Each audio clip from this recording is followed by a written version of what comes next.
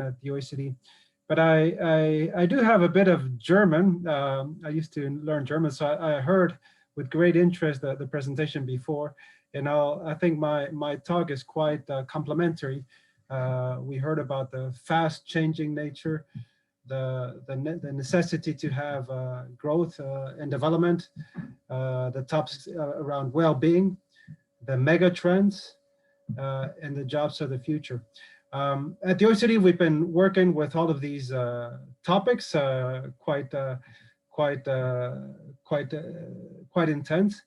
And I think what I'd like to discuss today in my talk is to think about the role of space and to give you an overview of what we're working on when we think about cities versus rural versus the regional aspect. Where does the place come into being with this greater framework? So I think they complement each other quite well. So at the OECD, we've been working for quite some time thinking about the role of space and geography in terms of development. And I would say that, you know, if you think about the role of cities vis-a-vis, you know, rural regions, you find that cities have something in common, which is economies of agglomeration. These benefits arise because firms and people get together and they produce some positive externalities. And what we've seen throughout many places is that development, you know, these places are very productive. They tend to be engines of national growth. They tend to attract good firms, good people to some of these cities, and they grow exponentially and over time. At the OECD, we have a whole team on the urban side that works around giving recommendations around economies of agglomeration. But the question is, what should we do with places that don't have these economies of agglomeration? And that's what we think in terms of rural regions. We came with a big discussion with the World Bank some years ago, thinking about what we called people-centered policies versus place-based policies. And I think there's many places that think that you should just provide mobility to people and firms that want to go to these places of agglomeration. And we certainly foment that. But we also think that policy should also address places and people that necessarily don't move to a lot of these areas of agglomeration, or don't have these agglomeration benefits, a lot of the low density areas. And here's what I'd like to focus my discussion now, to think about what is the vision for some of these regions with lower density when we think about the future. So your presentation is online, and you can just tell us if you want to go forward. Can you see it too? Yes, I can see it. Perfect, good. I just have sorry like for interrupting. Yeah, no problem. 5 or 6 slides. I mean, I wanted to basically use some visualizations. And then what we tend to see is that in many countries, what the vision of rural development tends to be associated with agriculture and poverty. But in reality, the work that we've been doing departs from this view. And actually, already in 2006, we wrote a report that's called the New Rural Paradigm that shows that not all the rural is agriculture, and not all the rural regions are declining as well. So when we, you know, the current period also is quite exciting. I'll come back to this part in my talk as I go ahead. That we do see that with digitalization, a lot of these mega trends, they open tremendous challenges and opportunities as well. If we look at rural regions, we find that they don't have internal markets, so they don't have these the sufficient internal markets to generate a lot of these agglomeration benefits. But you also need to do goods and services to either export to other places or internationally. So what we heard before around trying to come up with niche markets and niche values is something key. The second commonality of low density places is that it's very expensive, or more expensive, to provide public services, education and health. So those are two elements that need to be thought about. But with technology and digitalization, it opens tremendous opportunities to some of these places. And that's a little bit what we have been doing. Next slide, please. We heard a lot about these mega trends before, and actually the mega trends are some of these big forces that are operating outside of our economies, that are transforming societies and economies and places across a tremendous pace. So we at the OECD we talk about 6 main mega trends, which are globalization, we heard about before, technological change, in other words, digitalization, demographic change, environment. So around globalization, we've seen that a lot of these goods and services have been outsourced to emerging economies, and we've created what we call these global value chains. So before, where the production took place was mainly where a lot of the goods and services were produced, and now a lot of these global goods and services are produced in multiple places.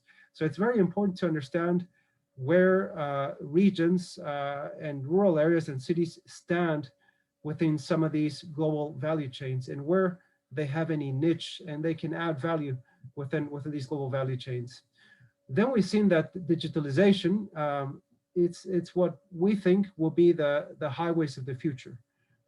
If you don't have access to digitalization, you're going to be at loss in terms of competitiveness. They open tremendous opportunity, especially for low density areas. So this is an area that I'd like to come back a little bit later in terms of thinking about the possibilities with digitalization. And it's just not about deploying digitalization or digital infrastructure, but it's about developing holistic policies around this critical area. The environment is the next big crisis that we're facing. All of our member countries are thinking about the consequences of COVID-19. All of our colleagues are working about trying to understand how COVID-19 and teleworking is going to also change and transform the way firms and workers interact. But around the corner is the climate change agenda, and I think that's going to be very transformative, and tremendous opportunities are out there with the climate agenda for a lot of these low density places. And in terms of demographic change, OECD economies are all aging, and a number of them are losing population. So this is something that we need to think about. How do we deal with demographic change? So I think something that's very, very important, and that's something that we've been working with our member countries, is rather than designing policies that are reactive to some of these megatrends, we need to think about the future. We need to think about anticipatory policies. What is your vision for development, not in the next 5 to 7 years, but over the next 30 to 40 years? For example, in Japan, we did a very important study some years ago, and they have a vision for development for 2060. And Japan is the country that is facing the biggest challenges in terms of demographic decline and aging. But they've set a vision how they want to tackle some of this challenge, which is about compact and connect. So they know that a lot of these rural places are going to be losing people. So the only way that they think they can maintain vitality on some of these low density areas is to make compact cities and then connect them to the network. But they have this vision where they've seen where the settlement patterns will be in 40 to 50 years. So they're making investments now on future scenarios. And I think this is something very, very important to think about, how to react or how to anticipate a lot of these megatrends that will be bringing tremendous change to our societies and places. Next slide, please. And what we've seen, we heard before about the declines, about the global financial crisis in 2008, the tremendous fall around in terms of GDP. What we have seen is that this decline has been very asymmetric.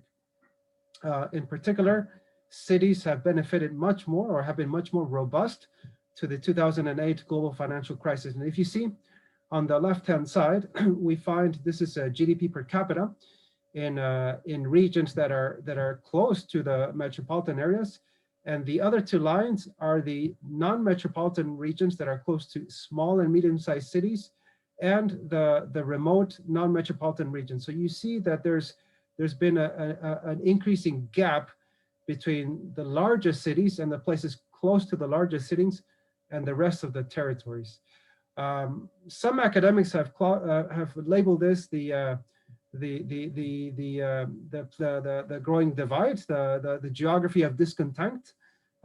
So the question is what to do about this growing inequality. And I think this is a very important turning point, because in the past, many governments saw that these inequalities between the city and the rest of the territory were a natural process of development. Of course, like I mentioned before, there's many benefits associated with economies of agglomeration.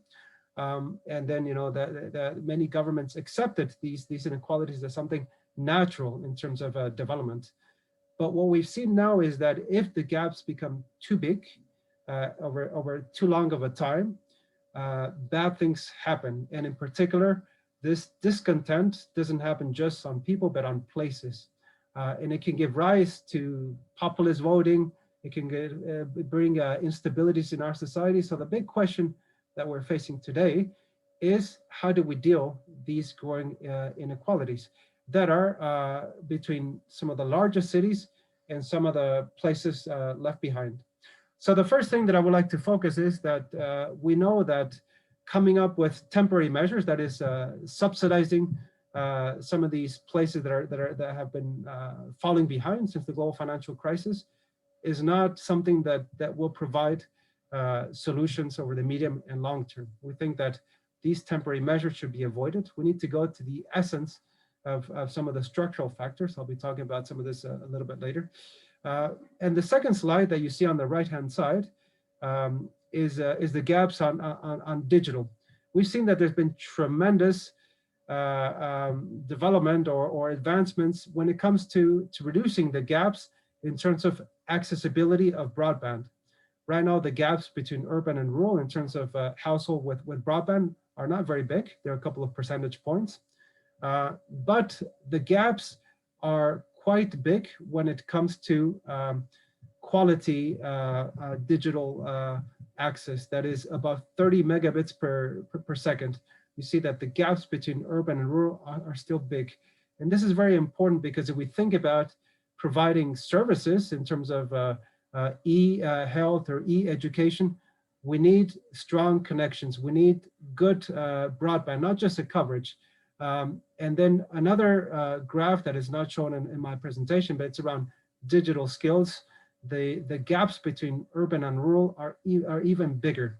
And in fact, only about 33% of people in some of the rural areas have good digital skills, against about 66%. So not even half of the people have access to digital skills. So this is an area that we think it's not just about providing the digital infrastructure, but how do you work with a broader holistic policy? How do you prepare people? How do you prepare with whole systems that you can take advantage of some of these technologies on some of these rural places?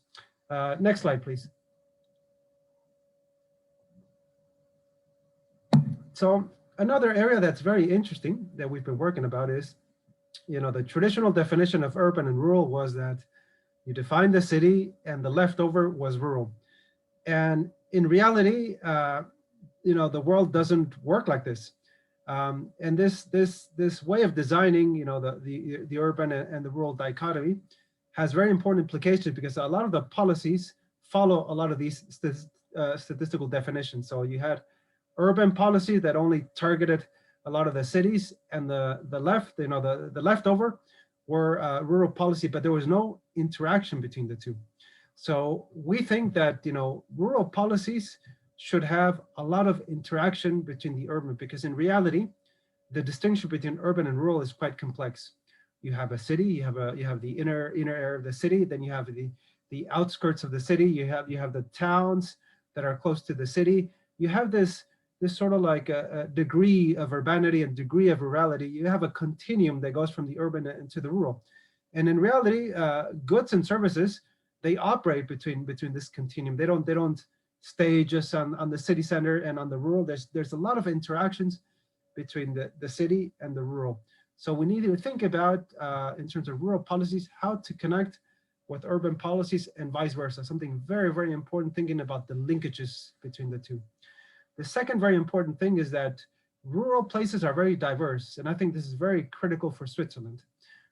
You have rural places that are close to the city that have a very different reality than a rural place that is close to a medium in a smaller city vis-a-vis the remote places. And what it means is that rural policy cannot be the same for these different types of places. We need to have a differentiated approach. We need to come up with responses that are adequate for the different types of rural areas. For example, if you're close to the city, a lot of the challenges is how can you get access to a lot of the amenities that are inside of the city center. If you are close to like a medium or smaller place, the challenge is really about how to also get access to some of these services, but also how do you leverage a lot of the smaller cities into the bigger hinterlands. Usually what we see is that these small and medium-sized cities are places where a lot of the rural workers work, and they go out to work on the outskirts. And when you're remote or far away, it's about getting access to markets. It's a very different reality. So I think it's very important that we work with these definitions that recognize the diversity of rural places. Next slide. And I think, something that I heard before was about we need to go beyond GDP.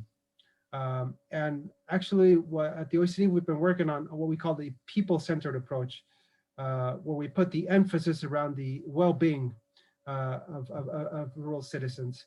The question is not are we growing, are we producing, because, for example, a lot of the rural places that we see in the OECD are specialized, for example, in mining or on agriculture. And what we see is in some of the places that are producing mining have huge levels of GDP per capita, huge levels of productivity, but the well-being of the people living in there is not that good. So I think a big challenge is to go beyond the GDP, to really put the well-being of citizens at the center. Are we producing better lives for people living in rural areas? And this is a very big change, because traditional rural policies were focused on commodities, whether that's agriculture, forestry, fisheries, and we're putting the emphasis on individuals. We're also trying to work with delivering better services to individuals. How can we work with SMEs, small businesses that are living in some of these rural places? So that's a very fundamental change that we're trying to push the policies to focus on well-being. At our committee, we had a very strong discussion about should growth be necessary, sufficient, and I think that what we came up was a similar conclusion as Ms. Merkel that we heard before, that growth is a necessary but not a sufficient condition. You cannot attain well-being if you don't have growth. But just because you have growth doesn't mean that you're addressing some of the challenges that I mentioned before around inequalities, around well-being. So we need to go beyond the growth figure, and that also implies working with different indicators. That's something that we're actually working a lot at the OECD. Next slide, please. You have about a couple of minutes left. Yes, I have a couple of minutes. So in terms of rural policies, we're trying to come up with areas that go around the economic aspect, where the adding value that we heard before is very important. How can we deepen smart specialization?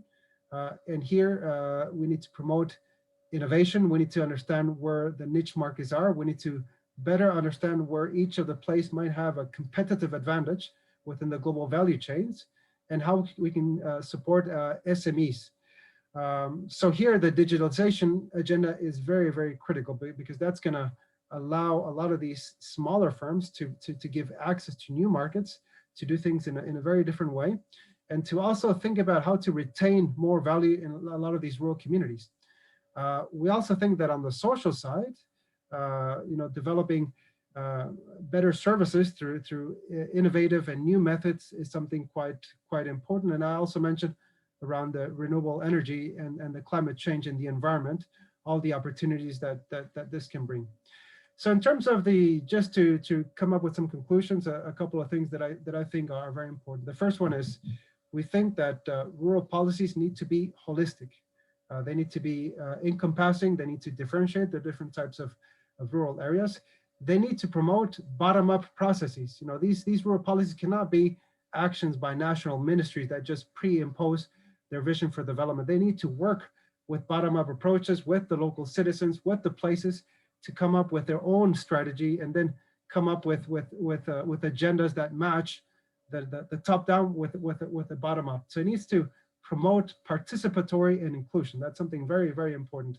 I mentioned the importance to have it with the urban and rural linkages, and they need to be future ready.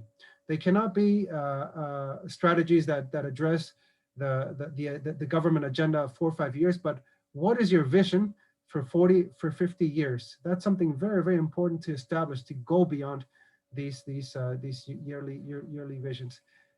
And finally, I think that a lot of these policies should focus on the enabling factor for development, notably skills, digital infrastructure, reducing red tape, coaching, mentoring. These kinds of things are very, very important. And then just to finalize my speech, I'd like to also mention that we are working with Switzerland on a project around rural innovation with SECO. So I think part of our job is to also bring a lot of these findings of this project to Switzerland, and also learn from your own project that is helping other countries. So I'll just finish with that, just to stay within my 20-minute time limit. Thank you. Thank you very much, Mr. Garcilazo, for this illustrative presentation. And I think it also links to, or at least I saw a reflection of your